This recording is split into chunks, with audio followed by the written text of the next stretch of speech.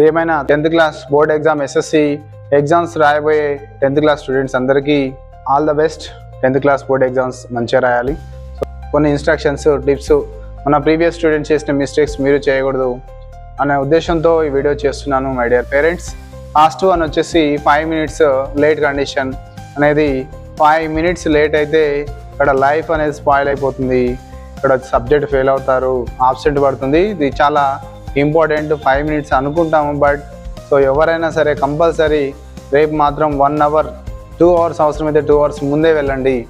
So చూస్తున్నాము మనం వచ్చేసి ఈవినింగ్ న్యూస్ పేపర్లో, ఈవినింగ్ న్యూస్లో చూస్తే V6లో కానీ ఏ న్యూస్లో చూసినా కొంతమంది స్టూడెంట్స్ లబో దిబో అని ఏడుస్తూ, పేరెంట్స్ ఏడుస్తూ చూస్తున్నారు. అందులో మనం ఉండకూడదు. అంటే మనము చాలా జాగ్రత్తగా గంట ముందే వెళ్ళండి. ఏం పరిస్థితులు ఎట్లా ఉండేది చెప్పలేం. వెహికల్ ఖరాబ్ అవ్వచ్చు, లేదంటే ట్రాఫిక్ జామ్ అవ్వచ్చు. మన సెంటర్ దగ్గర ఉన్నా సరే, దూరం ఉన్నా సరే గంట వెయిట్ చేయండి పిల్లలు తీసుకుని, పేరెంట్స్. రైట్, ఇక్కడ స్టూడెంట్ నర్సరీ నుంచి 1st class, 2nd class, 10th class దాకా చదివించారు. ఇప్పుడు బోర్డ్ ఎగ్జామ్, ఒక గవర్నమెంట్ కండక్ట్ చేసే ఎగ్జామ్కి అటెండ్ అవుతున్నారు. కాబట్టి మీరు స్టేషనరీ ఐటమ్స్ అయినా సరే అన్నీ పర్ఫెక్ట్గా తీసుకెళ్ళాలి.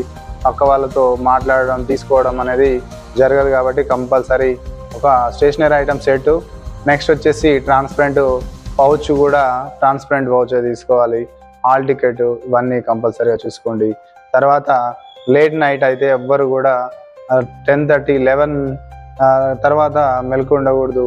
ఓవర్ నైట్ మీరు స్టడీ చేయడం వల్ల మార్నింగ్ ఆటోమేటిక్గా మన బాడీ అనేది సహకరించదు.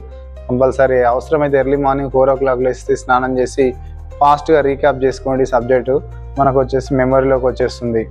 నెక్స్ట్ పాయింట్ చెప్పేస్తే మనకు సెంటర్ కోడ్ చెక్ చేసుకోండి. సెంటర్ దగ్గరికి వెళ్ళాక రూమ్ నెంబర్స్ అవన్నీ ముందే చూసుకొని ఎంటర్ అయిన తర్వాత ఎగ్జామినేషన్లో OMR షీట్లో మాత్రం అక్కడ ఇన్విజిలేటర్ ఇన్స్ట్రక్షన్ ఇస్తాడు. మనకి బుక్లెట్ 3 digit నెంబర్ అనేది OMR షీట్లో part 1లో, part 2లో మనము స్టూడెంట్ రాయాల్సిన అవసరం ఉంటుంది. అండ్ స్టూడెంట్ సిగ్నేచర్ కూడా. తర్వాత రూమ్ నెంబర్. సో ఇవి మాత్రమే, ఇంకా మిగతా డీటెయిల్స్ అన్నీ మనకు OMR షీట్ పైన వస్తాయి. అక్కడ వచ్చిన షీట్లో వచ్చిన ఇన్ఫర్మేషన్ అనేది కరెక్టా కాదా కంపల్సరీ చెక్ చేసుకోవాలి.